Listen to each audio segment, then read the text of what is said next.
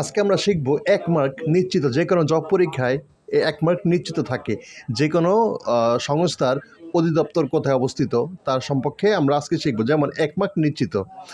তো ইউএন প্রথম থাকবে ইউএন এবং শেষে থাকবে ই এবং এফ। যদি থাকে এর সদর দপ্তর হচ্ছে নিউ ইয়র্কে। আবার বলি, প্রথমে থাকবে ইউএন, তারপর শেষে থাকবে ই এবং এফ।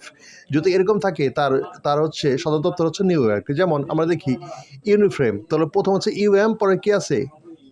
ই এম আছে, ই আছে। তারপর ইউনিসেফ, প্রথম আছে ইউএন, পরে কি আছে? এফ। তারপর ইউএনএফপিএ, তো প্রথম আছে, দেখো প্রথম আছে ইউএন, পরে আছে কি? এফ। এটা নিউ ইয়র্কে অবস্থিত। তারপর ইউনাইটেড নেশন, এটা নিউ ইয়র্কে অবস্থিত। তো আরেকটা দেখতে আমরা শেষে ডব্লু, শুরুতে ডব্লু এবং শেষে ও থাকলেই এর সদর দপ্তর হয় জেনেভা। যেমন দেখি আমরা WHO, ওয়ার্ল্ড হেলথ অর্গানাইজেশন, এটা হচ্ছে সদর দপ্তর হচ্ছে জেনেভায়। WTO, এটা জেনেভায়। WMO জেনেভায়। WIPO, এটা হচ্ছে কি? জেনেভায়। তো আমরা আরেকটা দেখি, শুরুতে আই থাকবে এবং শেষে ABCDEF। শুরুতে আই থাকবে, তারপর কি থাকে? এ থাকতে পারে, বি থাকতে পারে, সি থাকতে পারে, ডি থাকতে পারে, ই থাকতে পারে, এফ থাকতে পারে। যদি এরকম থাকে তাহলে এর সদর দপ্তর হবে ওয়াশিংটন ডিসি।